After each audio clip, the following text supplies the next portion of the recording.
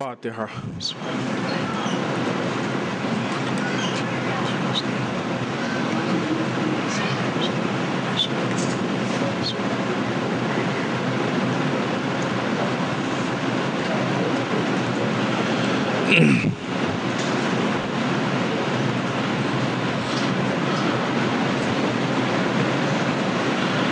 رب اعوذ بک من همزات الشیاطین واعوذ بک رب ان یحضرون. بسم اللہ الرحمن الرحیم. الحمد للہ الذی ہدانا لہذا وما كنا لنهتدی لولا ان ہدانا اللہ. لقد جاءت رسل ربنا بالحق والصلاة والسلام علی سید اسلم ما فی الوجود سر اللہ کل موجود نقطۃ دائرۃ الوجود صاحب لواء الحمد والمقام المحمود سید عین المجدد والمصطفى الامجد وبالقاسم محمد.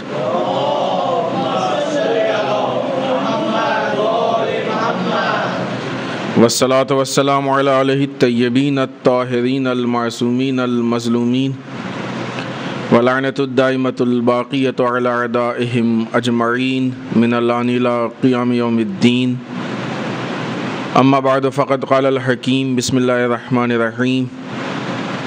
قل انما اعظکم بواحدۃ ان تقوموا للہ مثنی وفرادا ثم تتفکروا ما بصاحبکم من جنہ. صلوات پڑھیں محمد وآل محمد.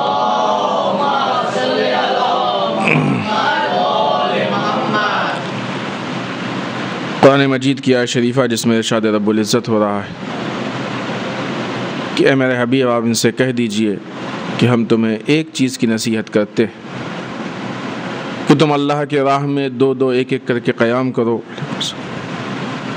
اور پھر اس کے بعد اس بات کی فکر کرو کہ تمہارے ساتھی میں یہ جنون کیوں نہیں پایا جا رہا. اس آیت شریفہ کی ضمن میں ایام فاطمیہ کے سلسلے میں عورت معاشرے سازی کا ذریعہ یا وسیلہ کے عنوان سے جس گفتگو کا آغاز ہوا تھا وہ آج اپنے دوسرے مرحلے میں ہے. کل کی تمہیدی گفتگو میں ہم نے جو معروضات آپ کی خدمت میں پیش کیے تھے اس میں مختلف اور متعدد چیزوں کی طرف اشارہ کرتے ہوئے اس بات کو پیش کیا تھا کہ سماج سازی اور معاشرے سازی کے لیے بہت ساری چیزوں کی ضرورت ہے. انسان اگر سماج سازی اور معاشرہ سازی کرنا چاہتا ہے تو سب سے اہم یہ ہے کہ خود سازی کرے. خود سازی جب ہوگی تو معاشرہ سازی اپنے آپ ہو جائے گی. جب انسان اس کائنات میں دنیا میں زندگی گزارتا ہے تو انسان کی تین ذمہ داریاں ہوتی ہیں. اس کی زندگی تین چیزوں میں تقسیم ہوتی ہے. پہلی چیز اس کی زندگی میں ہوتی ہے کہ وہ اپنی ذات کے لیے کیا کرے گا. خود اپنی جو ذمہ داریاں ہوتی ہیں ان ذمہ داریوں کو پورا کرنا ہے، نفسی ذاتی ذمہ داری. دوسری چیز، اور تو یہ جو ہم پہلی دوسری کہہ رہے ہیں یہ اہمیت کے حساب سے ترتیب نہیں ہے، یوں ہی. دوسری چیز کہ جو اس کی ذمہ داری ہوتی ہے وہ خدا کے متعلق اس کی ذمہ داری کیا ہے.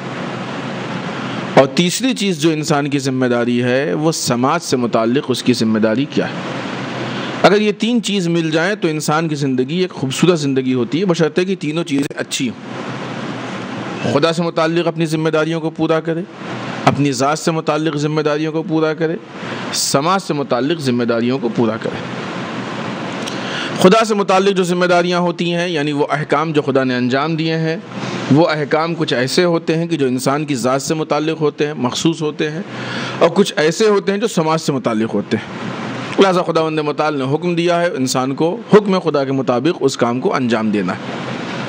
لہٰذا جب انسان خدا کے لیے کسی کام کو کرتا ہے، اپنے لیے کسی کام کو کرتا ہے تو اس میں بہت سا جنبہ یہ پایا جاتا ہے کہ انسان خود سازی کر رہا ہے، اپنے آپ کو بنا رہا ہے. خود سازی ایک ٹاپک ہے اور یہ ہمارا ٹاپک اس ٹائم نہیں ہے، صرف اشارہ کر دیں کہ کون سے پہلو سے نکلتے ہیں. ہر انسان خود سازی کرتا ہے لیکن انسان نے خود کو جیسا پہچانا ہے اس کی سازی کرتا ہے. خود سازی یعنی خود کو بنانا، خود کو بلڈ کرنا، خود کو ایک کمال تک پہنچانا. پہلا اہم مسئلہ یہ کہ خود ہم ہیں کیا. جس انسان نے اپنی ذات کو جسم کے عنوان سے پہچانا ہے وہ آپ دیکھیے جم بھی جاتا ہے, اچھی باڈی بھی بناتا ہے, اچھے کپڑے بھی پہنتا ہے, اچھے وسائل بھی سارے کام جسم کے لیے کرتا ہے. جس انسان نے اپنی ذات کو جسم کے ساتھ روح سے بھی پہچانا ہے تو وہ جسم کے لیے بھی کوششیں کرتا ہے, روح و کردار کے لیے بھی کوششیں کرتا ہے. تو خود سازی تو سب کرتے ہیں. جس نے اپنے آپ کو جتنا پہچانا ہے اتنی خود سازی کرتا ہے. تو در واقع حقیقی خود سازی وہ ہوتی ہے کہ جہاں پہ انسان اپنے آپ کو پہچان کے جسم اور روح دونوں کے لیے کوشش کرے, وہ خود سازی ہے. اس لیے کہ ہمارا جسم ہم نہیں ہے, اس لیے کہ کہنا کہ ہمارا جسم اس کا مطلب کہ ہم نہیں ہیں. ہم الگ ہیں, ہمارا الگ ہے, یہ جسم ہم نہیں ہے, ہم ایک اور چیز ہیں جسم کے علاوہ. لہٰذا وہ بنے گا تو خود سازی ہوگی, جسم کے بننے سے خود سازی نہیں ہے. اس کا مطلب یہ نہیں کہ جسم پہ انسان دھیان نہ دے, جسم پہ دے دھیان. تو بہرحال خود سازی ہمارا اس ٹائم کا موضوع نہیں ہے, لیکن جب انسان خود سازی کرے گا تو معاشرہ بنے گا, تو معاشرہ سازی ہوگی اور سماج ایک اچھا سماج بنے گا. لیکن صرف خود سازی اچھا معاشرہ نہیں بنا سکتی. خود سازی معاشرے سازی کا پہلا پہلو تو ہے, لیکن خود سازی صرف خود سازی معاشرہ بنا لے یہ ممکن نہیں ہے. مثال کے طور پہ ایک آدمی جس نے اپنے نفس کی بہت اچھی تربیت کی, کوئی گناہ نہیں کرتا, کوئی بھی نیک کام نہیں چھوڑتا, سب کچھ کر رہا. اب آپ بتائیے کہ اس ایک آدمی کے اچھے ہونے کے بعد اگر سماج میں ہر طرح کے لوگ ہیں, سب ایسے نہیں جو خود سازی کر لیں. کچھ لوگ ایسے ہیں جن کو کہنا پڑتا ہے, کچھ لوگ ہیں کہ جو کچھ نہیں کرتے لہذا ان کو سزا دینی پڑتی ہے, ان کو بتانا پڑتا ہے, اسی لیے نظام ہے, سسٹم ہے اسی کے مطابق. اب اگر انسان نے اپنے آپ کو اچھا بنا لیا اور محلے کے افراد خراب ہیں تو اس غلط چیز کا اس کے اوپر اثر پڑے گا. آپ نے اپنے گھر کی اچھی تربیت کی, آپ کے بچے بہت اچھے ہیں, آپ کی فیملی بہت اچھی ہے, با تربیت بچے ہیں, لیکن یہی آپ کا بچہ کب تک گھر میں قائد رہے گا؟ جیسے ہی گلی میں دوسرے بچوں کے ساتھ کھیلنے جائے گا کوئی نہ کوئی وائرس اس کے لگ جائے گا, کوئی نہ کوئی غلط چیز لے کے آ جائے گا. اس کا مطلب یہ کہ خود سازی خالی کافی نہیں ہے, بلکہ اپنے اصلاح کے ساتھ ساتھ دوسروں کی اصلاح کی بھی انسان کو فکر ہونی چاہیے. یہ بھی انسان کے لیے نگاہوں کے سامنے ہونا چاہیے. جس آیت شریفہ کو ہم نے آپ کی خدمت میں پیش کیا ہے, اس آیت کو آپ دیکھیں. خداوند متعال کہتا ہے کہ قل, اے میرے حبیب آپ ان سے کہہ دیجئے, انما اعظکم بواحدۃ, ہم تم کو ایک چیز کی نصیحت کرتے ہیں, ان تقوموا للہ, اللہ کے راستے میں قیام کرو, مثنی فرادہ, دو دو ایک ایک کر کے. یہ مت کہو کہ سب تو جھوٹ بولتے ہیں ہم کیوں نہ بولیں, سب تو رشوت کھاتے ہیں ہم کیوں نہ کھائیں, سب تو دین پہ خرچ نہیں کرتے ہم کیوں خرچ کریں. یہ مت کہو. جو بھی ہو, سب تو دین کے نام پہ باہر نہیں نکلتے ہم کیوں نکلیں, سب تو پروٹیسٹ میں نہیں آتے ہم کیوں آئیں. یہ مت دیکھو. یا یوں کہا ہو کہ کوئی تو نہیں کھڑا ہو رہا ہم کیوں کھڑے ہوں, پہلے ہم کیوں, جب کوئی کھڑا ہو تو ہم آگے جائیں گے نا. ہر آدمی یہ سوچے کوئی تو کھڑا ہو, نہیں یہ مت کہو. اکیلے ہی کھڑے ہو جاؤ, دو دو ایک ایک کر کے, دو دو نہیں ملے تو اکیلے ہی. ثم تتفکروا ما بصاحبکم من جنہ, اس کے بعد اس بات کی فکر کرو کہ تمہارے ساتھی میں یہ جنون کیوں نہیں پایا جاتا ہے.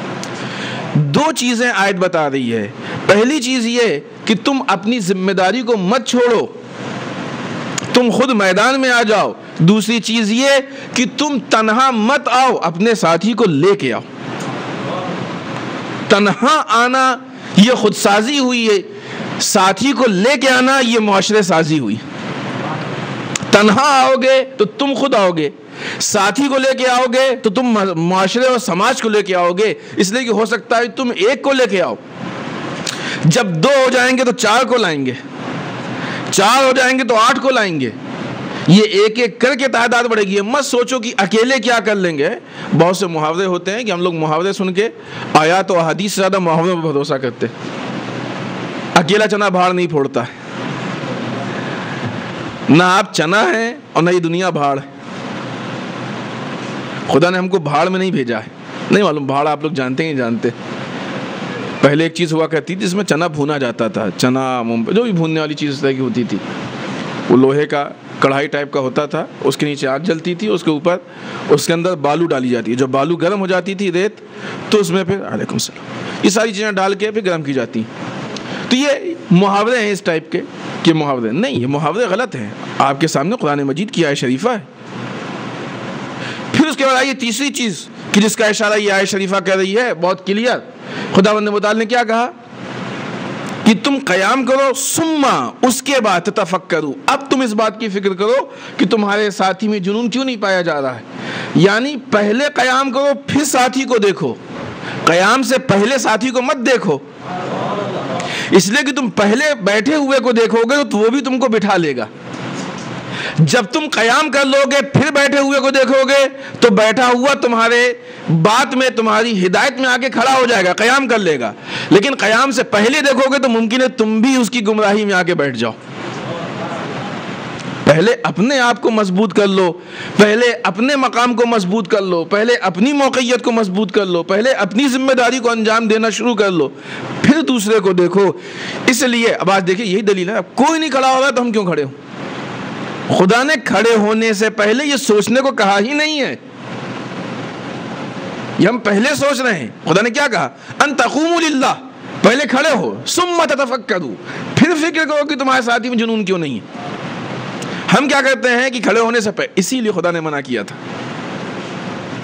خدا نے اسی لیے منع کیا تھا کہ پہلے مت سوچو کیوں نہیں کھڑا ہو رہا ہے، پہلے کھڑے ہو جاؤ، پہلے قیام کرو، پھر سوچو کہ وہ کیوں نہیں کھڑا ہو رہا ہے۔ ہم نے پہلے ہی سوچ لیا کیوں نہیں کھڑا ہو رہا ہے، لہٰذا ہم بھی نہیں کھڑے ہوئے، پورا کا پورا معاشرہ بیٹھا ہوا ہے، خالی ہے۔ اب آئیے سماج کو دوسرے عنوان سے دیکھیں۔ صدیقہ طاہرہ نے اس آیت شریفہ کی عملی تفسیر کی شکل میں حالات و معاشرے کو دیکھتے ہوئے قیام بھی کیا اور دوسروں کو قیام کی دعوت بھی دی۔ کل کی گفتگو میں یہ حالات بات چل رہی تھی کہ آج ہم کو اس طرح صلوات پڑھیں محمد والے محمد پہ۔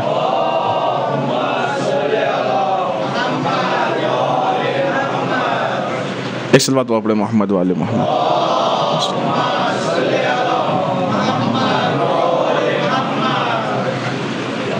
کل کی گفتگو میں بات چل رہی تھی دو چیزیں،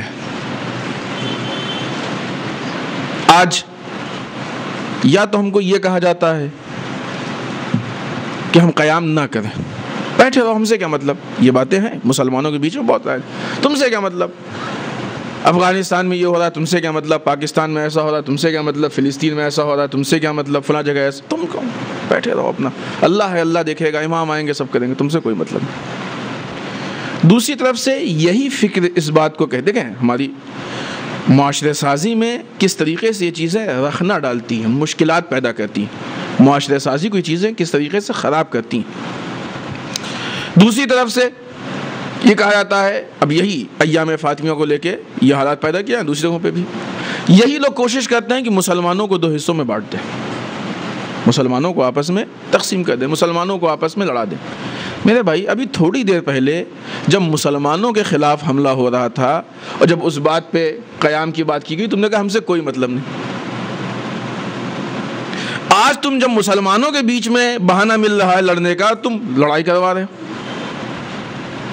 توجہ فرما رہے ہیں آپ، ایک ہی فکر ہے کہ جو متضاد چیزوں کو پیش کر رہی، اور واضح الفاظ میں کہیں اس بات کو، جب دشمنان اسلام سے لڑنے کی بات آتی ہے تو تم لڑنے کو منع کرتے ہو، جب مسلمانوں سے لڑنے کی بات آتی ہے تم لڑنے کو ورغلاتے ہو۔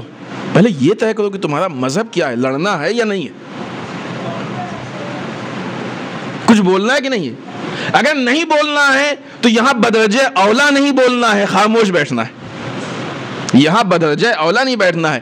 صدیقہ طاہرہ کی سیرت کو دیکھیے، صدیقہ طاہرہ نہ بیٹھی تھی نہ مسلمانوں کے بیچ کا اختلاف پسند کر رہی تھی، یہ فکر جو دو باتیں پیش کر رہی ہیں یہ دونوں باتیں صدیقہ کی سیرت کے عین خلاف ہے۔ نہ صدیقہ نے دشمن کو چھوڑا، نہ صدیقہ نے مسلمانوں کی یونٹی کو توڑا، مسلمانوں کے اتحاد کو بھی باقی رکھا، دشمن کو چھوڑا بھی نہیں۔ آج دشمن کو چھوڑنے کی بات کی جا رہی ہے، اتحاد کو توڑنے کی بات کی جا رہی ہے۔ افسوس ہوتا ہے کہ صدیقہ کی سیرت کے خلاف صدیقہ کے نام پہ کام ہوتا ہے. افسوس اس بات کا. کیوں صدیقہ نے اس چیز کو کیا؟ صدیقہ نے یہ کام کیوں کیا؟ اس لیے کہ اگر دشمن کے خلاف نہیں لڑیں گے تب بھی معاشرہ خراب ہوگا. اب یہ ہماری اس گفتگو کی آخری مرحلے کی گفتگو ہے کہ جو انشاءاللہ ہم کل پیش کریں گے کہ اسلام میں دفاعی پہلو کیا ہے اور بغیر دفاعی پہلو کے اسلام کے کیا حالات ہوں گے. وہ انشاءاللہ کل کی گفتگو میں، کیونکہ ہم نے شروع میں آپ کے سامنے بات کی نا کہ ایک معاشرے کو اچھا بنانے کے لیے دو چیزوں کی ضرورت ہے. ایک اچھا نظام چاہیے اور اس اچھے نظام کے لیے ڈیفنس چاہیے، کیونکہ جب بھی کوئی قیمتی اور اچھی چیز ہوگی تو اس پہ حملے بھی ہوں گے اور اس کے دفاع کی بھی ضرورت ہوگی، تو اس کا ڈیفنس بھی چاہیے ہوگا، ڈیفنس بھی کرنا ہوگا. وہ انشاءاللہ ہماری گفتگو میں آخری مرحلے پہ کل ہم انشاءاللہ اس کو پیش کریں گے. صدیقہ طاہرہ نے دشمنوں کے مقابلے میں آنے کے بعد، چاہے وہ جہاں بھی ہو، چاہے رسول کی حیات میں ہو، صدیقہ طاہرہ کی سیرت ہم آپ کو اس لیے بتا رہے ہیں کہ جب ہمارے جوان مطالعہ کریں تو ان کو اس اینگل سے مدد ملے. صدیقہ طاہرہ کی سیرت کو 5 حصوں میں آپ تقسیم کر سکتے ہیں اور یہ 5 حصوں کے فرق باقاعدہ آپ محسوس کر سکتے ہیں. صدیقہ طاہرہ کی زندگی کا وہ حصہ کہ جو آپ نے اپنی ولادت کے بعد اپنی ماں کے ساتھ گزارا ہے، جناب خدیجہ الکبریٰ کے ساتھ. صدیقہ طاہرہ کی زندگی کا دوسرا وہ حصہ جو آپ نے اپنی ماں کی وفات کے بعد سے اپنے باپ کے ساتھ گزارا ہے، یعنی رسول اکرم صلی اللہ علیہ وآلہ وسلم کے ساتھ.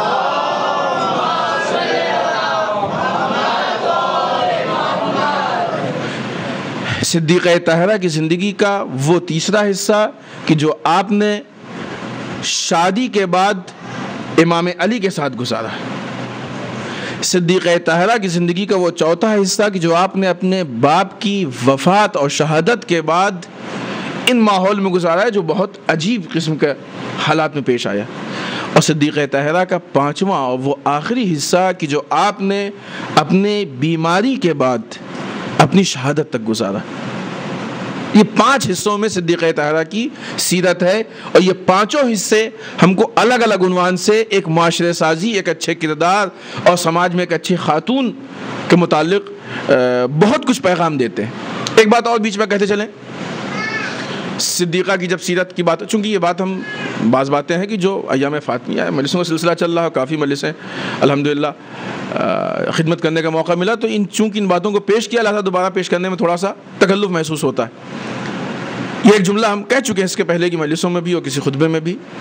صدیقہ طاہرہ کی سیرت صرف عورتوں کے لیے نمونہ عمل نہیں ہے، یہ غلط ہے. صدیقہ طاہرہ کی سیرت عورتوں کے لیے نمونہ عمل ہے، یہ صحیح ہے.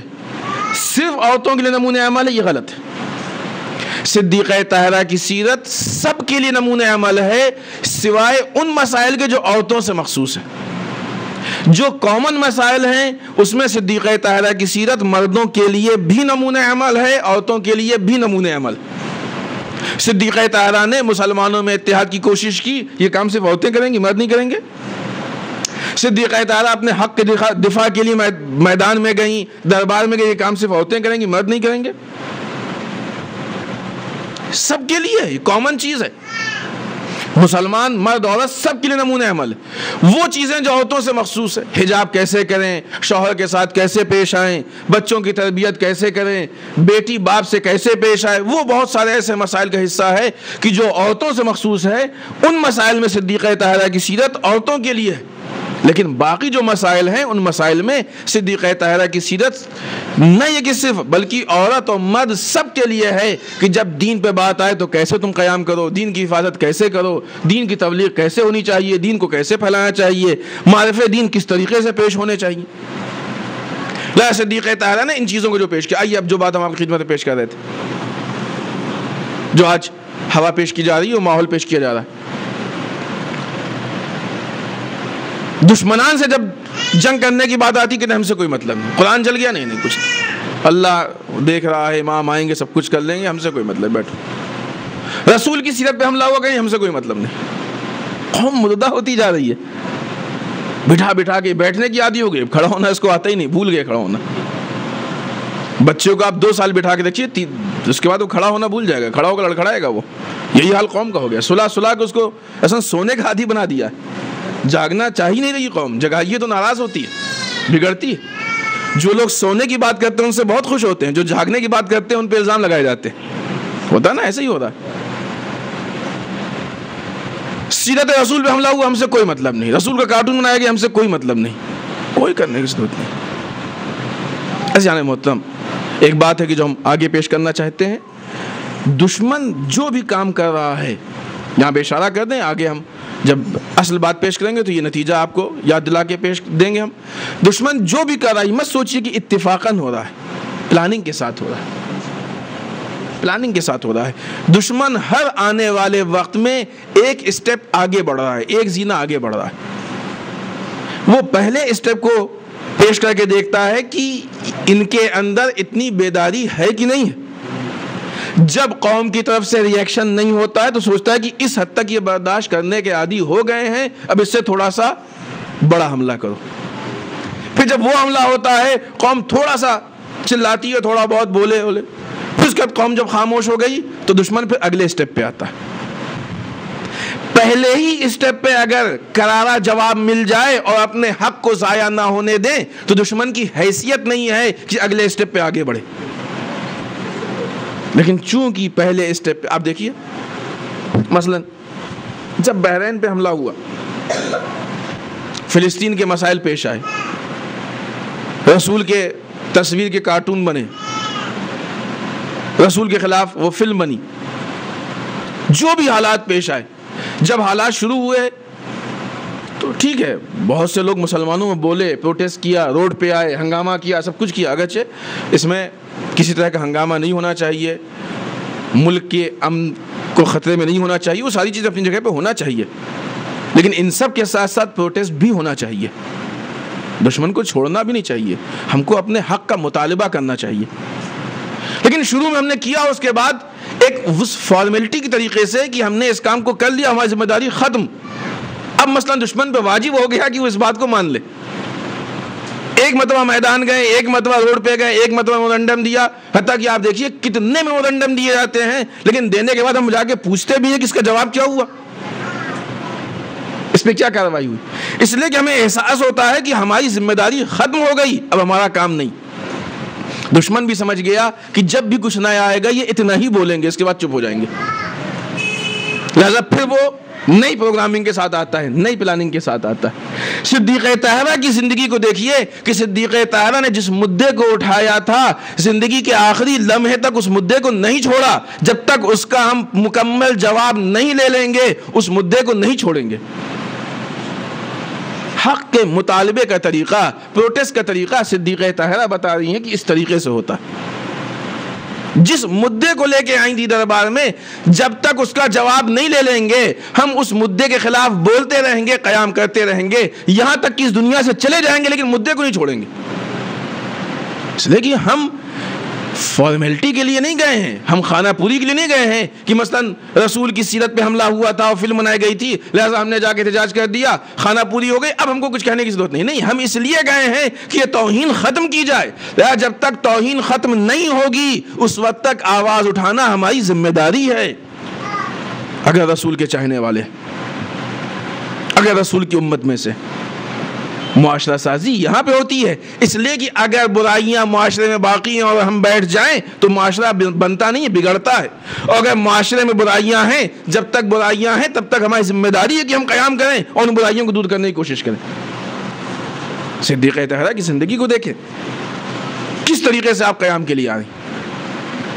آئیے جس بات کو ہم نے پیش کیا، ہمارے خود سے متعلق ذمہ داری، خدا سے متعلق ذمہ داری، اور اس کے ساتھ ساتھ سماج اور معاشرے سے متعلق ذمہ داری.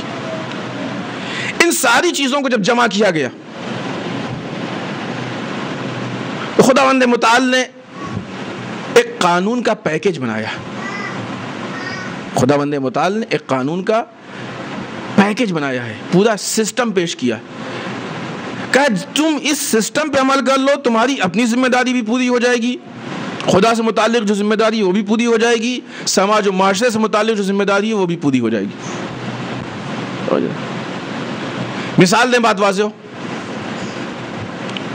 کیمرہ ہے، کیمرے میں بہت ساری چیزیں ہیں کہ جو اپنا کام کر رہی ہیں. تھوڑی دیر کے لیے فرض کیجئے کہ جو اس کے اوپر باڈی ہے یہ باڈی نہ ہو، جو اس کے پارٹس ہیں کوئی آدمی لائے اور سارے پارٹس کو آپس میں جوڑ کے اور یہاں پہ اس کام رکھ کے کام کرنا شروع کر دے. باڈی کوئی کام نہیں کر رہی ہے، سارے پارٹس جڑ جائیں گے تو کیمرہ اپنا کام کرنا شروع کر دے گا، لیکن اگر ایک بھی پارٹ کم ہوگا تو کام نہیں کرے گا. اگر ایک بھی پارٹ کم ہوگا تو کام نہیں کرے گا. اسی لیے کمپنی نے یہ انتظام کیا ہے کہ چونکہ ہر آدمی نہیں جانتا ہے کہ سارے پارٹس کو آپس میں جوڑے، لوگوں کو استعمال کرنے میں مشکل و طوالت پیش نہ آئے، لہذا اس نے ایک باڈی بنائی، سب کو اس میں فکس کیا، باڈی آپ کے حوالے کر دی، کہا یہ بٹن آن کرو سب کچھ صحیح ہو جائے گا. ہے کہ نہیں؟ بہت آسان سا طریقہ آپ کو کر دیا. کتنا مشکل کام تھا، لیکن جب اسی کو ایک مکمل پیکج بنا دیا تو آسان ہو گیا ہمارے لیے، بہت آسان کام ہو گیا. اب کوئی بھی آئے اس کو ایک بٹن آن کرے کام کرنا شروع کر دے گا. اگرچہ اس کے سارے فنی مراحل ہیں، جو لوگ اس کو ہینڈل کرتے ہیں وہ جانتے ہیں. بہرحال اسی طریقے سے اسلام ہے.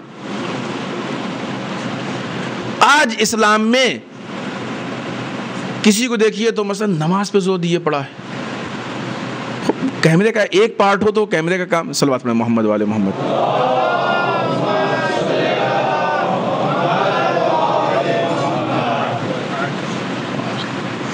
صلوات پڑھیں محمد والے محمد.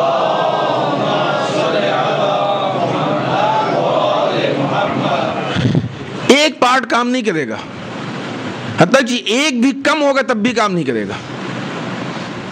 اسی خطرے سے بچنے کے لیے کہ کوئی کمی اور نقص نہ رہ جائے، کام پورا ہو، مقصد تک پہنچے، اس کا ایک پیکج بنایا گیا ہے، ایک باڈی بنائی گئی ہے، سارے پارٹس جس میں ساتھ میں، تب وہ کام کرے گا.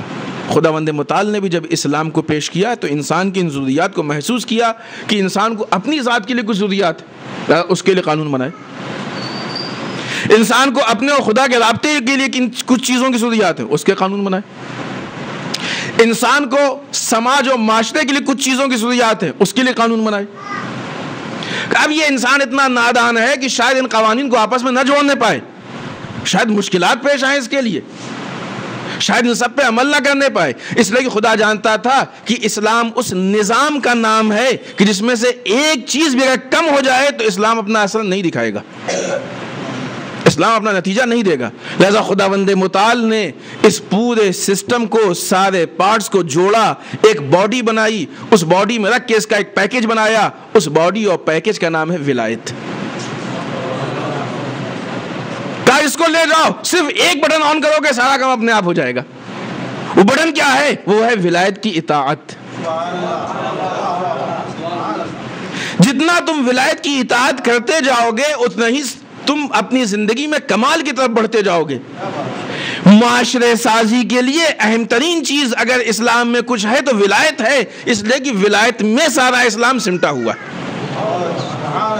اسلام کی محافظ چیز کا نام صدیقہ طاہرہ کا جملہ ہم نے جو کل آپ کی خدمت میں پیش کیا، اطاعتنا نظاما للملہ، ہماری اطاعت ملت کے لیے نظام و سسٹم ہے. بعنوان ولایت صدیقہ کی اطاعت نظام ہے، اہل بیت بعنوان ولایت ہمارے لیے نظام ہے. خداوند متعال نے اسی لیے اس بات کو پیش کیا کہ میرے حبیب اگر آج آپ نے یہ نہیں پہنچایا تو کچھ نہیں پہنچایا. اس لیے کہ اگر یہ پیکج نہیں ہوگا، یہ باڈی نہیں ہوگی تو ہمیں معلوم ہے کہ یہ امت وہ امت ہے کہ جو اپنی پسند کے حساب سے کوئی نماز لے کے بھاگ جائے گا، کوئی عزاداری لے کے بھاگ جائے گا، کوئی روزہ لے کے بھاگ جائے گا، کوئی قرآن لے کے بھاگ جائے گا. ہر انسان اپنی آسانی کو ڈھونڈے گا، لیکن جہاں جہاں ولایت رہے گی وہاں لوگ اسلام کو تقسیم نہیں کرنے پائیں گے، لوگ اسلام کو بانٹنے نہیں پائیں گے، بلکہ ولایت اس بات کی ضامن ہوگی کسی چیز کو الگ نہیں ہونے دے گی. اب سمجھ میں آیا کہ لوگوں کو کس چیز سے دشمنی تھی. دشمنان اسلام کو نماز سے دشمنی نہیں تھی. کسی نے مخالفت کی نماز کی، کسی کو روزے سے دشمنی تھی؟ نہیں، دشمنی نہیں تھی. کسی کو قرآن سے دشمنی نہیں تھی. لیکن جب یہ ساری چیزیں مل جاتی تھی ولایت میں تو ولایت سے دشمنی تھی. ساری چیزیں جب ولایت میں جمع ہو جاتی تھیں تو ولایت سے دشمنی تھی. جب ولایت کا اعلان ہوا تو خدا نے یہ کہا کہ دین بھی کامل ہو گیا. جب ولایت کا اعلان ہوا تو یہ بھی کہا کہ آج کافر مایوس ہو گیا. جب ولایت کا اعلان ہوا تو اس دن شیطان بھی رو دیا. اس لیے کہ یہی وہ چیز ہے کہ جس سے اپنوں کی امید بنتی ہے، غیروں کی امیدیں ٹوٹتی ہیں. اب انشاءاللہ کل ڈیفینسو والی بات جب ہوگی تو اس پہ ہم پیش کریں گے صدیقہ طاہرہ نے کیوں ڈیفینس کیا اتنا اور کس چیز کا ڈیفینس کیا، یہ بھی جاننا ضروری ہے. ہم کو یہ تو معلوم ہے کہ صدیقہ دربار تک گئیں، لیکن یہ بھی معلوم ہونا چاہیے کیوں گئی دربار تک. وہ خاتون کہ جو عام طور سے گھر سے نہیں نکلتی وہ دربار جا رہی ہے، کیوں؟ لہذا اب آئیے کہ جب اس کائنات اس معاشرے کو بنایا جاتا ہے تو اس معاشرے کو بنانے کے لیے ایک نظام کی ضرورت ہے، ایک سسٹم کی ضرورت ہے. بغیر نظام و سسٹم کے ہوتا ہے، فطری چیز ہے، بعض اوقات انسان نہیں بھی چاہتا ہے تب بھی ہو جاتا ہے. خود کو بنانے میں لگ گیا، ہوتا ہے نا، جب ولایت نہیں ہوتی تو یہی پرابلم پیش آتی. خود کو بنانے میں لگ گیا، خود سازی میں اتنا لگ گیا کہ وہ معاشرے کو بھول گیا. اپنے اور خدا کے بیچ میں لگ گیا تو اتنا لگ گیا کہ سماج کی ضروریات کو بھول گیا، سماج کے تقاضوں کو بھول گیا. اس لیے کہ انسان بیلنس نہیں کر پاتا ہے، انسان کے اندر یہ صلاحیت نہیں ہے، باوجود اس کے کہ مثلا اس کے پاس علم ہو، کمال ہو، سب کچھ ہو. اگرچہ ہمارے یہاں ایسے بھی پرابلم مسائل ہیں کہ ہمارے پاس علم نہیں ہے، کمال نہیں ہے، مشکلات ہیں، بہت ساری باتیں ہیں، بہت ساری کمیاں ہیں، بہت سارے نقائص ہیں. اس کے بعد بھی کیسے ممکن ہو سکتا ہے کہ ہم پورے پیکج کو ساتھ لے کے چلیں؟ لہذا ایک ایسا مکمل سسٹم ہونا چاہیے، نظام ہونا چاہیے کہ جو نظام اس کائنات کو اچھا بنائے. اس نظام کا لیول کیا ہونا چاہیے؟ کس معیار کا یہ نظام ہونا چاہیے جو سماج کو اچھا بنائے؟ انجمن کا نظام سماج کو اچھا بنا سکتا ہے؟ نہیں. انجمن کا نظام انجمن کو اچھا بنا سکتا ہے، سماج کو نہیں. گھر کا نظام گھر کو اچھا بنا سکتا ہے، سماج کو نہیں. معاشرہ سازی نہیں ہو سکتی ہے. اچھا یہ طے کریں کہ اسلام معاشرہ سازی کا مذہب ہے کہ نہیں ہے؟ اسلام سماج کو سدھارنے کا مذہب ہے کہ نہیں ہے؟ اسلام سماج کی اصلاح چاہتا ہے کہ نہیں چاہتا ہے؟ کائنات کی اصلاح چاہتا ہے کہ نہیں چاہتا ہے؟ اگر چاہتا ہے تو کوئی ایسا نظام ہو جو سماج سے بالا ہو، سماج سے بلند ہو، سماج کے اوپر ہو، کہ جو سماج پہ حاوی ہو. اسی نظام کو جب اسلام نے بنایا تو اس کو حکومت اسلامی کہا جاتا ہے. اس لیے کہ اس کے مقابلے میں جتنے نظام ہوں گے، مسجد کے اندر بنا ہوا نظام مسجد کو اچھا بنا سکتا ہے، امام باڑے کے اندر کا بنا ہوا نظام امام باڑے کو اچھا بنا سکتا ہے، گھر کے اندر کا نظام گھر کو اچھا بنا سکتا ہے، انجمن کا نظام انجمنوں کو اچھا بنا سکتا ہے، اسکول و مدارس کا نظام اسکول و مدارس کو اچھا بنا سکتا ہے. لیکن معاشرے کی اصلاح کے لیے سڑکوں کا بھی سدھرنا ضروری ہے، میدانوں کی بھی اصلاح ضروری ہے، بازاروں کی بھی اصلاح ضروری ہے. وہ کون سی طاقت ہے کہ جو جا کے بازاروں میں اصلاح کرے؟ وہ کون سی طاقت ہے جو جا کے سڑکوں پہ اصلاح کرے؟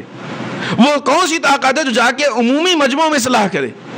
لہذا اس کے لیے سب کو جمع کر کے جس سسٹم کو بنایا گیا، اسی لیے کہا جاتا ہے کہ اسلام کی بنیادی چیز کا نام حکومت اسلامی ہے. جب تک حکومت اسلامی نہیں ہوگی سماج نہیں سدھر سکتا ہے، افراد ضرور سدھر سکتے.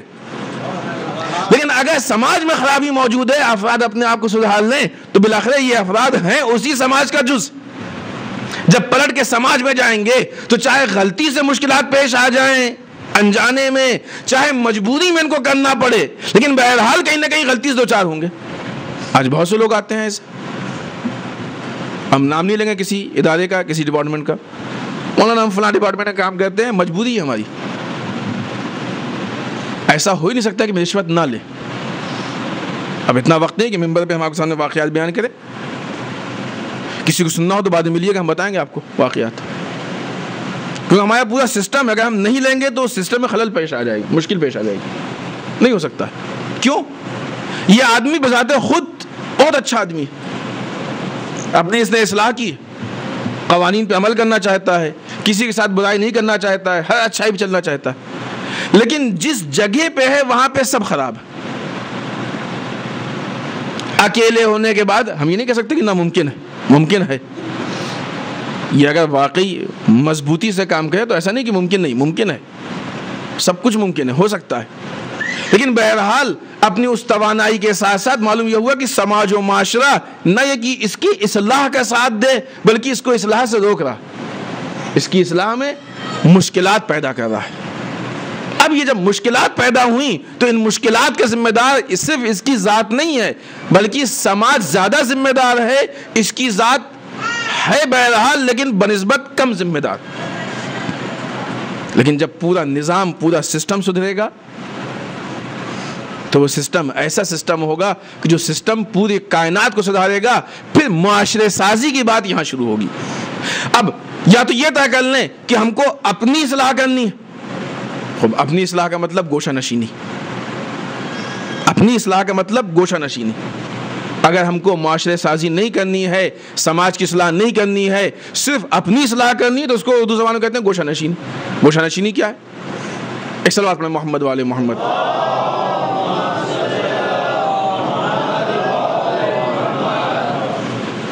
گوشہ نشینی کس کو کہتے ہیں؟ گوشہ نشینی کا مطلب یہ ہے کہ جب ہم حالات کو خراب ہوتے دیکھیں, گوشہ کہتے ہیں کونے کو, نشینی بیٹھنا, گوشہ نشینی کونے میں بیٹھ جانا. بہت سے لوگ ہوتے ہیں جب یہ سمجھتے ہیں کہ ہم سماج و معاشرے سے نہیں لڑ پائیں گے, خرابیوں سے نہیں لڑ پائیں گے, برائیوں سے نہیں لڑ پائیں گے, تو وہ سب کچھ چھوڑ دیتے ہیں, ترک کر دیتے ہیں, جا کے کونے میں بیٹھ جاتے ہیں. بھیا ہم یہ نہیں کہہ سکتے, سماج میں خرابیاں بہت زیادہ پائی جا رہی ہیں, اپنے آپ کو بچانے کے لیے کونے میں بیٹھ گئے. اگر اسلام میں گوشہ نشینی صحیح ہوتی تو ہمیں لگتا ہے کہ سب سے زیادہ گوشہ نشینی کی ضرورت امام علی کو تھی. جب ہر طرف سے ہر اعتبار سے امام علی پہ حملے ہو رہے تھے تو امام علی گوشہ نشین ہو جاتے. جب رسول اس دنیا میں آئے سب بت پرست تھے سوائے خاندان رسالت کے. خود خانہ کعبہ میں کتنے بت رکھے ہوئے تھے. رسول بھی گوشہ نشین ہو کے اپنی زندگی گزار کے چلے جاتے. ہمارے ائمہ گوشہ نشین ہوتے, حکومت مخالف, معاشرے کی اکثریت مخالف, چاہنے والے مل نہیں پا رہے, ملنے پہ پہرے, ہر طرح کے مسائل ہے کہ نہیں. گوشہ نشینی نہ اسلام میں کوئی آپشن ہے, نہ سماج سازی اور معاشرے سازی کا کوئی راستہ ہے. اب آئیے خود صدیقہ طاہرہ کی زندگی کو دیکھیے. صدیقہ طاہرہ ایسے حالات میں جبکہ حق بھی چھین لیا گیا, سامنے ظالم ہیں, بہانہ ہے کہ ہم ایک عورت ہیں, رسول کی بیٹی ہیں, حجاب کے مسائل ہیں, کیسے ہم باہر جاتے, کس طریقے سے ہم دربار میں جاتے, ساری چیزیں موجود ہیں. لیکن اس کے باوجود صدیقہ طاہرہ نے گوشہ نشینی نہیں اختیار کی, اپنے حق کے لیے دربار میں گئیں. آج بہت سے لوگ یہ سمجھتے ہیں کہ اسلام میں بہترین آپشن, بہترین راستہ یہ ہے کہ اپنے ایمان کو بچانے کے لیے انسان گوشہ نشینی اختیار کر لے. اسلام میں گوشہ نشینی کوئی آپشن ہی نہیں ہے, اس لیے کہ آپ کسی ایک امام کو لائیے جس نے گوشہ نشینی کی ہو, کسی اولیاء خدا میں سے لائیے. صدیقہ طاہرہ نے گوشہ نشینی کی, رسول نے گوشہ نشینی کی نہیں کی. ہمارے لیے امام ہمارا حجت ہے, ہمارے لیے معصوم حجت ہے. نہ یہ کام رسول نے کیا, نہ کسی معصوم نے کیا, نہ کسی امام نے کیا. صدیقہ طاہرہ تو بدرجہ اولیٰ اس کام کو کرنا چاہتی تھی. اب آئیے یہاں پہ حالات حاضرہ کے حساب سے ایک جملہ ہم کہتے چلیں کہ جس طریقے سے لوگ یہ کہتے ہیں کہ اسلام میں عورت کو گوشہ نشین کر دیا گیا ہے کہ تم خالی گھر کے اندر قید رہو. نہیں عزیزان محترم, حجاب الگ چیز ہے, گوشہ نشینی الگ چیز ہے. صدیقہ طاہرہ نے اسلام کے تبلیغ اور اسلام کے ڈیفنس کے لیے باہر آ کے بتا دیا کہ اسلام میں عورت گوشہ نشین نہیں ہوتی ہے, حجاب میں ہوتی ہے. حجاب میں ہونا الگ ہے, گوشہ نشین ہونا الگ ہے. گوشہ نشین وہ ہوتا ہے جو سماج سے کٹ جایا کرتا ہے. حجاب سماج سے کٹنے کا نام نہیں ہے, حجاب سماج میں لانے کا نام ہے. اس لیے کہ اگر عورت گھر میں بیٹھ جائے گی اس کو حجاب کی ضرورت کیا ہے. ہمارا موضوع حجاب نہیں ہے, لیکن بات آئیے تو دو جملے کہتے چلیں. اگر عورت سماج سے کٹ جائے گی تو اس کو حجاب کی ضرورت ہی نہیں. اسلام میں حجاب کا وجود اس بات کی دلیل ہے کہ اسلام عورت کو باہر دیکھنا چاہتا ہے. اس لیے کہ حجاب پابندی نہیں ہے, حجاب حفاظت کا نام ہے. جب باہر نکلیں گے تو حفاظت کی ضرورت پیش آئے گی, اور حفاظت اہل غیرے کی نہیں ہوتی ہے, حفاظت اونچے لوگوں کی ہوتی ہے. دوسری دلیل اس بات پہ ہے کہ مرد بغیر حفاظت کے باہر آتا ہے, عورت حفاظت کے ساتھ آتی ہے. یعنی اسلام اس بات کا قائل ہے کہ مرد کی بنسبت اسلام میں عورتوں کا احترام زیادہ ہے. اس لیے کہ حفاظت بڑوں کی ہوتی ہے، چھوٹوں کی نہیں ہوا کرتی ہے۔ مرد بغیر حجاب کے آ گیا، عورت حجاب کے ساتھ آ رہی ہے، یعنی عورت کے حجاب کی زیادہ ضرورت ہے، عورت کے حفاظت کی زیادہ ضرورت ہے۔ تو معلوم یہ ہوا کہ نہ عورت گوشہ نشین ہے بلکہ سماج کا جز ہے، نہ عورت گھر کے اندر قید ہے بلکہ سماج میں باہر ہے۔ اب یہ حجاب میں آنے کے بعد دربار میں بھی جا سکتی ہے، تعلیم کے لیے بھی جا سکتی ہے، ضروریات کے لیے بھی جا سکتی ہے۔ کیوں؟ جب معاشرے کا جز بنے گی تو معاشرہ سازی ہوگی۔ معاشرے سے کٹ کے معاشرہ سازی نہیں ہوتی ہے، معاشرے کا جز بن کے معاشرہ سازی ہوتی ہے۔ جس آغوش میں کل کی نسل پل رہی ہے، اگر اس کو معاشرے سے کاٹ دیں گے تو معاشرہ سازی نہیں ہو سکتی ہے۔ جو فرمائے حکمت دیکھیں، اسی لیے اسلام نے عورت کو معاشرے سے نہیں کاٹا ہے۔ کیوں؟ اسی لیے کہ اس کی آغوش میں، اس کی گود میں ہی کل کی نسل پلنی ہے۔ ہر پیدا ہونے والا، چاہے وہ کتنے بڑے عہدے پہ پہنچ جائے، چاہے کتنا پیسہ کما لے، چاہے کتنا بڑا پہلوان بن جائے، لیکن پلتا اسی نازک عورت کی آغوش میں ہے جس نے اس کو جنم دیا۔ اگر ماں کی آغوش نہیں تو یہ پہلوان نہیں چڑھ سکتا ہے۔ اگر ماں کی قربانیاں نہ ہو تو اس کا وجود کسی معنی کو، کسی چیز کو نہیں پیش کر سکتا ہے۔ اگر یہ آغوش معاشرے کے حالات سے خالی ہوگی تو اس کو کیا ملے گا؟ اسی لیے کہا گیا ہے کہ عورت کو بیکورڈ نہ سمجھو، اس لیے کہ سمجھو گے تو ہو جائے گی۔ اس کو زمانے کے ساتھ لے کے چلو، بتاؤ زمانے میں کیا ہو رہا ہے، زمانے کی ضروریات کیا ہیں بتاؤ، اسلام کے تقاضے کیا ہیں بتاؤ، تاکہ دونوں کو لے کے جب وہ مینیج کرے تو اب ایسے حالات میں جس بچے کی پرورش کرے وہ بچہ معاشرے کی اصلاح کرے، نہ کہ معاشرے کو خراب کرے۔ چونکہ آج بچوں سے ان کے ماں کی آغوش کو چھین لیا گیا ہے، اس لیے پیدا پلنے والے بچے اب یہ کردار کی طرح نہیں پلتے ہیں بلکہ جسم کی شکل میں پلتے ہیں۔ اس لیے معاشرہ نہیں بن پا رہا، سب سے بڑی نعمت چھین لی گئی۔ اور واضح کریں اس بات کو، دیکھیں انسان جب پلتا ہے تو دو حساب سے بڑا ہوتا ہے۔ ایک اس کا جسم بڑا ہوتا ہے، اس جسم کے لیے کھلایا گیا، پلایا گیا، اچھی چیزیں لائی گئیں، خدا نخواستہ بیمار ہو گیا علاج کیا گیا، پہنانے کے لیے کپڑے لائے گئے، بہت سارے اہتمام ہوتے ہیں جسم کے لیے۔ لیکن اس جسم کے ساتھ ساتھ بچے کا کردار پلتا ہے، تربیت نفس پلتا ہے۔ دونوں میں فرق کیا ہے؟ بہت سی ایسی آبادیاں، نہیں معلوم کو مدراس کے حالات نہیں معلوم ہے، لیکن ہندوستان میں بہت سی ایسی آبادیاں ہیں بہت سی جگہوں پہ کہ جہاں پہ بچے پیدا تو ہوتے ہیں لیکن کیسے پل گئے ماں باپ کو نہیں معلوم ہوتا۔ صبح سے جب باہر نکلتے ہیں تو رات میں سونے کے ٹائم گھر میں واپس آتے ہیں۔ ان کو اسلام میں کہتے ہیں کہ بچے گلیوں میں پلتے ہیں، کچھ بھی کھا لیا، جو پہنے ہیں وہی پہنے ہیں۔ ان کا بھی جسم بڑا ہوتا ہے، ان کا بھی جسم بڑھ جاتا ہے، ان کا بھی جسم چھوٹا نہیں رہتا۔ ایسا نہیں کہ مثلا جو اپنے ماں باپ سے لے کے کھائیں ان کا جسم بڑا ہوتا ہے، جو گلیوں میں کھائیں ان کا جسم نہیں بڑا ہوتا، وہ 2 ہی فٹ کے 1 ہی فٹ کے رہ جاتے ہیں، ایسا نہیں۔ جسم کے حساب سے وہ بھی بڑے ہوتے ہیں۔ فرق کیا ہوتا ہے؟ جسم کے حساب سے تو پرورش ہوتی ہے ان کی، تربیت کے حساب سے پرورش نہیں ہوتی۔ ماں باپ کی اصل ذمہ داری بچے کے ہارڈ ویئر کی پرورش نہیں ہے، اصل ذمہ داری بچے کے سافٹ ویئر کی پرورش، اس کی تربیت اصل ذمہ داری ہے۔ معاشرہ بچے کے جسم سے نہیں بنتا ہے، معاشرہ بچے کی تربیت سے بنتا ہے۔ ماں باپ کا کام بچے کی تربیت کرنا ہے۔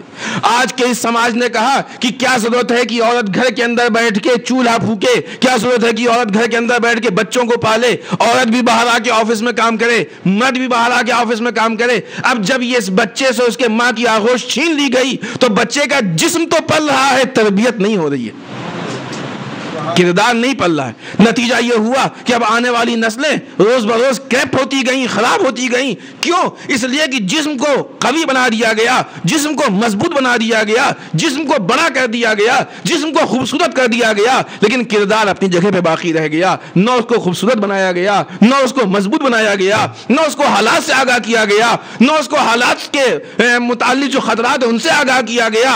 وہ ویسے ہی کمزور بھی رہا، بیکورڈ بھی رہا۔ اب جب جسم بڑا ہو گیا، کردار چھوٹا رہا، تو آپس میں بیلنس نہیں ہوا۔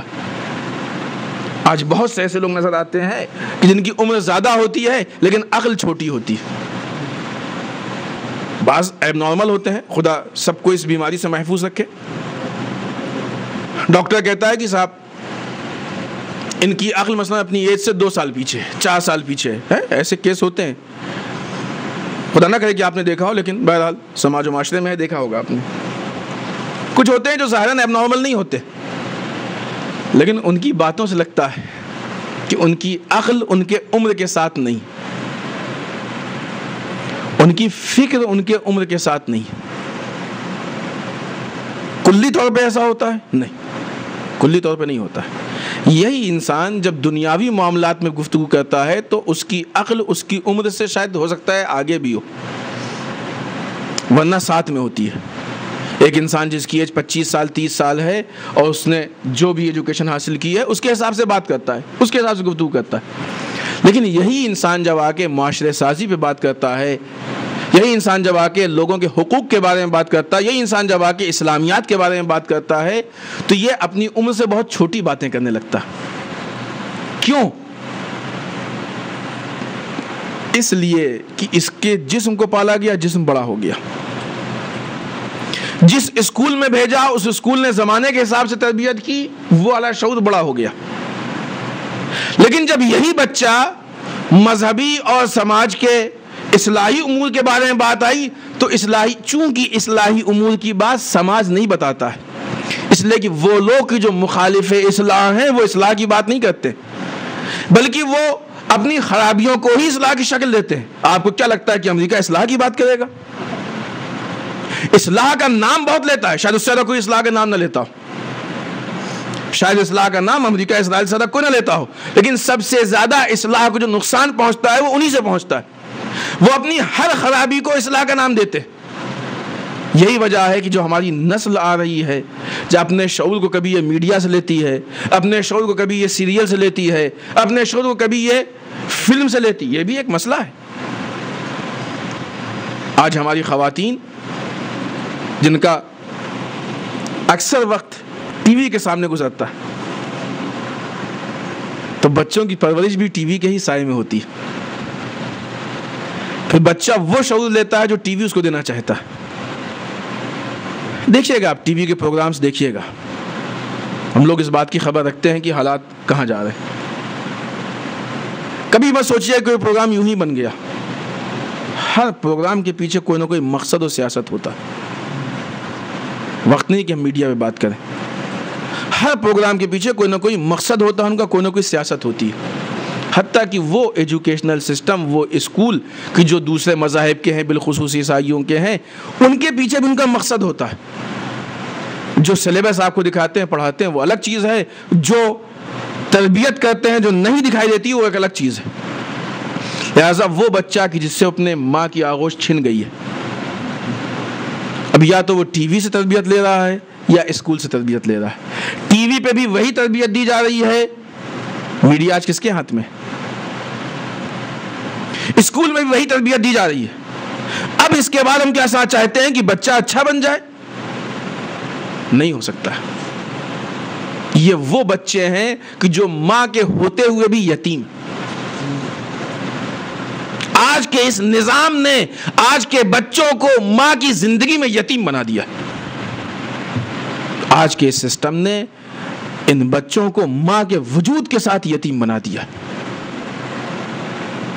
دوسری چیز جو بہت اہم ہے اس معاشرے سازی کے لیے, کہ جس ماں کی آغوش میں اس بچے کو پروان چڑھنا ہے وہ آغوش بھی خالی نہیں ہونی چاہیے. کل بھی ہم نے اس کی طرف اشارہ کیا اور آج بھی سے اشارہ ہی کریں گے. اس آغوش کو بھی خالی نہیں ہونا چاہیے.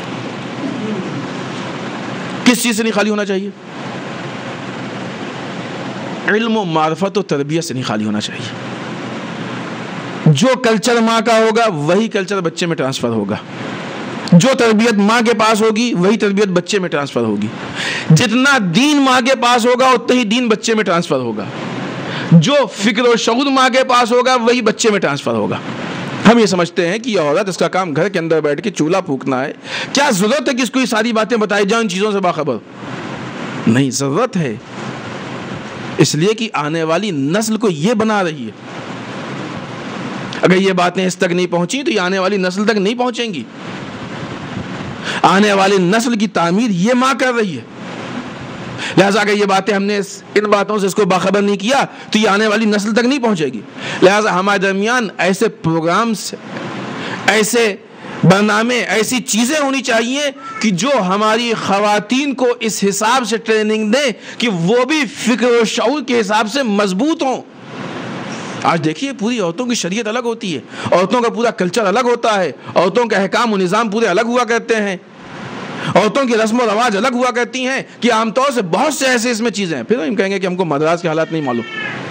بہت سی ایسی چیزیں ہیں کہ جو شریعت کے مقابلے میں آتی ہیں.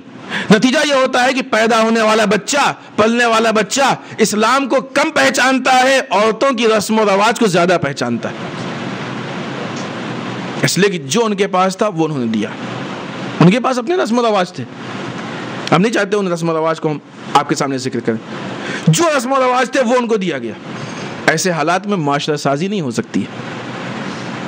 معاشرہ خراب ہو سکتا ہے، معاشرہ بن نہیں سکتا.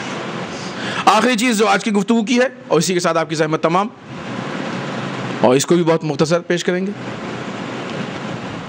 آج انسان اپنے گھر کی ضروریات کو دیکھتا ہے. اب یہ بھی ایک آپ کہیں گے کہ کہا کرتے ہیں کہ موضوع، لیکن صرف اس لیے کہتے ہیں تاکہ آپ کے ذہن میں بات محفوظ رہے، تاکہ آپ ان پوائنٹ پہ زیادہ سوچیں. یہ بھی ایک الگ موضوع ہے کہ آج ہماری ضروریات کیا ہیں اور کن چیزوں کو ہم نے اپنی ضروریات بنا لیا. جتنی چیزیں ہماری ضروریات ہم کو لگتی ہیں سب ضروریات نہیں ہیں. بہت سے مواقع پہ ہم نے اپنے شوق کو ضروریات بنا لیا ہے. بہرحال جو بھی ہو، مثلا ہم کو یہ لگا کہ ہمارے گھر میں فریج کی ضرورت ہے، تو ہم نے اپنے مثلا اگر حیثیت نہیں ہے فریج خریدنے کی، تھوڑا سیونگ کی، تھوڑا سا کھانے میں کمی کی، تھوڑا پہننے میں کمی کی، لیکن ایک فریج لا کے گھر میں رکھ دیا. ہوتا ہے گھروں میں. کسی فیملی کو محسوس ہوا کہ ہمارے گھر میں ٹی وی کی ضرورت ہے. یہ چیزیں ہیں جس کو آج سمجھا جاتا ہے ضروریات میں. نہیں ہے پیسہ ایک بار کی تو کچھ بھی کیا اس نے. آج کل قسطوں بھی سامان ملتے ہیں، قسطوں سے لے آئے، لیکن لائے بہرحال لا کر انہوں نے اس کو گھر میں رکھ دیا. کسی کو محسوس ہوا کہ گاڑی ہماری ضرورت ہے. اگر حالات نہیں ہیں تو اپنے خرچ میں کچھ کمی کرے گا، کچھ مشکلات برداشت کرے گا، قربانی دے گا، لیکن گاڑی لے کے آئے گا. ہے کہ نہیں؟ بہت ساری ایسی چیزیں فہرست ہمارے پاس کہ انسان کچھ چیزیں ہیں کہ جو واقعی ضروریات ہیں یا بن چکی ہیں، کچھ چیزیں ایسی جو واقعی ضروریات نہیں ہیں، لیکن انسان ان چیزوں کو مہیا کرنے کے لیے اپنے اوپر کنٹرول کرتا ہے، اپنے خرچ میں کمی کرتا ہے، سیونگ کرتا ہے، ہاتھ پیر مارتا ہے، کہیں لون لیتا ہے، جا کے کبھی دکان سے قسطوں پہ سامان لیتا ہے، لیکن بہرحال ان چیزوں کو لے کے آتا ہے. آپ انصاف سے بتائیے کہ کیا ہمارے گھر میں ایک اچھے تربیت کی ضرورت نہیں ہے؟ ٹی وی پہ پیسہ خرچ کرنا ہو بہت آسانی سے نکل آتا ہے. فریج پہ پیسہ خرچ کرنا ہو بہت آسانی سے نکل آتا ہے. گاڑی پہ خرچ کرنا ہو بہت آسانی سے نکل آتا ہے. دوسرے شوق کی آج صرف اس بیس پہ کہ موبائل کا ماڈل چینج ہو گیا، ماڈل کو اپڈیٹ کرنے کے لیے پیسہ نکل آتا ہے کہ نہیں؟ بہت ساری ایسی چیزیں. لیکن بچے کی تربیت کو اپڈیٹ کرنے کے لیے پیسے کے خرچ کرنے کی ضرورت ہوتی ہے تو وہاں پہ ساری غربت نظر آتی ہے کہ نہیں ہمارے پاس پیسہ نہیں ہے، ہمارے حالات ایسے نہیں ہیں، خرچ بہت زیادہ ہو گیا ہے، مشکلات بہت زیادہ ہیں، مہنگائی بہت زیادہ ہو گئی، ہم نہیں خرچ کر سکتے. اس لیے کہ ٹی وی کی کمی ہم کو محسوس ہوتی ہے، تربیت کی کمی محسوس نہیں ہوتی ہے. مخارج کیا ہے وہ الگ چیز ہے. وہ مخارج پوری ایک الگ چیز ہے، پورا ایک ٹاپک ہے. ہم کو ایک ایسے مربی کی ضرورت ہے اچھی تربیت دے سکے، ایسے اسکول کی ضرورت ہے، ایسے مدارس کی ضرورت ہے، ایسے فلاں ساری چیزیں. تھوڑا آپ کیلکولیشن کیجیے. آپ ہر انسان خود اس بات کا کیلکولیشن کرے کہ بچوں کی اور معاشرے کی تربیت کو بگاڑنے پہ کتنا خرچ کرتا ہے اور تربیت کو بنانے میں کتنا خرچ کرتا ہے.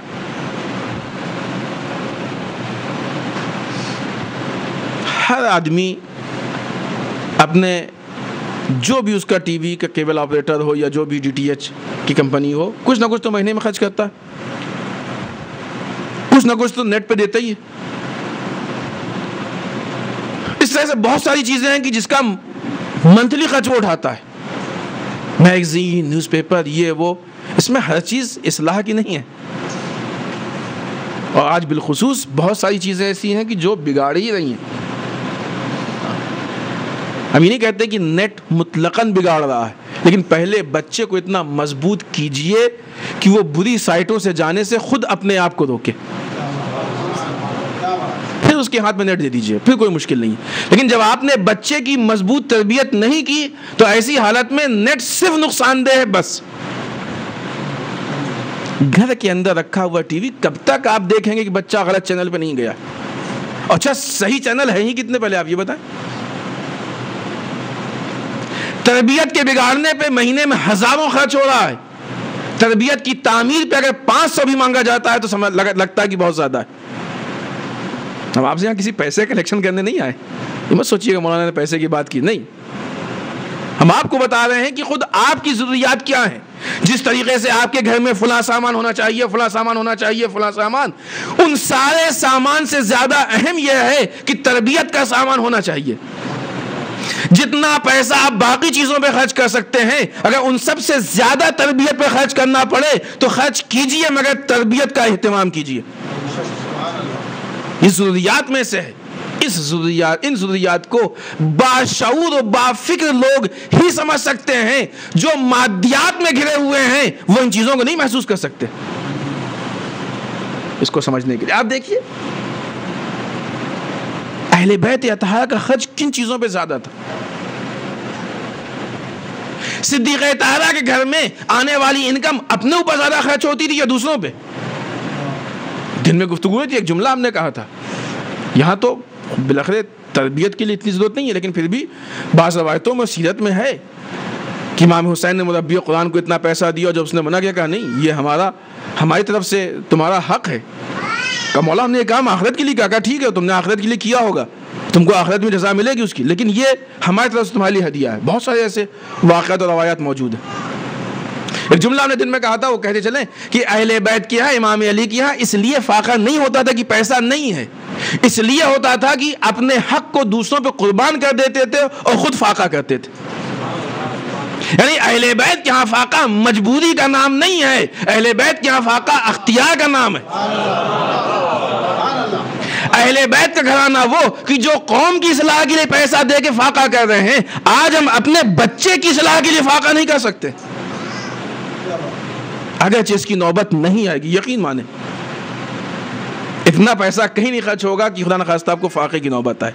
لیکن یہ بات ہم کو بتا رہی ہے کہ اگر فاقے کی بھی نوبت آئے تو فاقہ کر لو، لیکن تربیت اچھی دو، اس لیے کہ پیٹ بھرنے کے بعد اگر بری تربیت ہوگی تو زیادہ تکلیف ہوگی، اگر پیٹ خالی ہو لیکن تربیت اچھی ہوگی تو خالی پیٹ کی تکلیف کم محسوس ہوگی، اچھے تربیت کی خوشی زیادہ محسوس ہوگی، بشرطے کی محسوس ہو، ہمارے احساس بیدار ہو۔ بس صدیق طاہرہ نے نظام کو پیش کرنے کے لیے بہت ساری کوششیں کی، بہت ساری باتیں جو سوچا تھا ہم نے، لیکن بہرحال تو ہم نے وقت میں گنجائش نہیں ہے۔ انشاءاللہ کل کی گفتگو میں ہم باقی باتوں کو مکمل کرنے کی کوشش کریں گے۔ صدیق طاہرہ نے اس بہترین نظام کو پیش کرنے کے لیے قربانیاں پیش کی۔ عزیزان محترم، اسلام جب دفاع کیا گیا تب تو لوگوں کو برا لگا، لیکن سوال یہ کہ دفاع کی نوعیت، حالات کیوں پیش آئے؟ جب یہ سسٹم پیش کیا گیا تو یہ اچھا سسٹم لوگوں کو خراب لگا تو سسٹم پہ حملہ ہوا، جب حملہ ہوا تو دفاع کی ضرورت پیش آئی۔ حسب وعدہ انشاءاللہ دفاع کی بات کل یہی جو اسلام کے نظام کو پیش کیا گیا اور اس پہ جو حملے ہوئے، یہی وہ حملے ہیں کہ جو مصائب ہیں۔ دو طرح کی مصیبتیں ہمارے بیچ میں، ایک وہ مصائب کہ جب نظام کو پیش کیا گیا، اور دوسرے وہ مصائب جو دفاع کی صورت میں پیش آئے۔ اہل بیت نے دونوں مصائب برداشت کیے۔ ہم کو پہلے ہی مصائب کی نوبت نہیں پیش آتی ہے، ہم کو پہلے ہی مصائب کی، کل انشاءاللہ اس چیز کو واضح کریں گے۔ صدیق طاہرہ نے اپنی حیات میں ان ساری مصیبتوں کو اس لیے نہیں برداشت کیا کہ حسنین کے تربیت کی ضرورت تھی، اس لیے برداشت کیا کہ آنے والے امت کے تربیت کی ضرورت تھی، اس نظام کو امت کے لیے. صدیقہ طاہرہ کا صرف فاقہ قربانی نہیں ہے، صدیقہ طاہرہ پہ ڈھائے جانے والے مصائب بھی صدیقہ طاہرہ کی قربانی.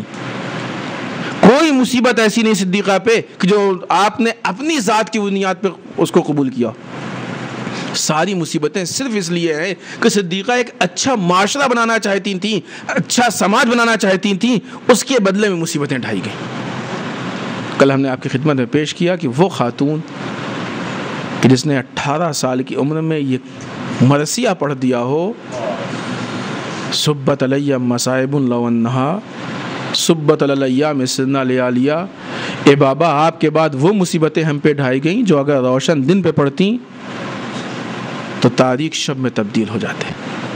اللہ رے اللہ، اتنی صابرہ خاتون، اتنا بڑا مرثیہ، یقیناً کوئی بہت بڑی مصیبت ہے کہ جس کو یہ خاتون پیش کرنا چاہتی. عزیزان محترم، رسول کی وہ بیٹی کہ جس کے در پہ رسول سلام کے لیے آیا کرتے تھے، آج دشمن اسی کے دروازے کو جلانے کے لیے آ رہے ہیں. عزاداروں، صدیقہ پہ وہ جلتا ہوا دروازہ گرایا گیا، اور اس کے بعد سے صدیقہ پھر وہ جو بیماری کی عالم میں آئیں تو جب تک اس دنیا سے رخصت نہ ہو گئیں آپ کو بیماری سے افاقہ نہیں ہوا. لو عزیزان محترم، صدیقہ کا وہ آخری وقت آیا کہ آپ نے وصیت کرنی شروع کی، یا علی ہمارے جنازے کو رات کی تاریکی میں غسل دیجیے گا، یا علی ہمارے جنازے کو رات کی تاریکی میں کفن پہنائیے گا، یا علی ہمارے جنازے کو رات کی تاریکی میں دفن کیجیے گا، یا علی فلاں فلاں ہمارے جنازے میں شریک نہ ہونا چاہیے. عزاداروں، رات کی تاریکی میں دفن کیجیے گا، اس لیے دفن کیجیے گا کہ لوگ فلاں فلاں ہمارے جنازے میں شریک نہ ہوں. لیکن عزیزان محترم، غسل و کفن تو گھر کے اندر ہوا کرتا ہے.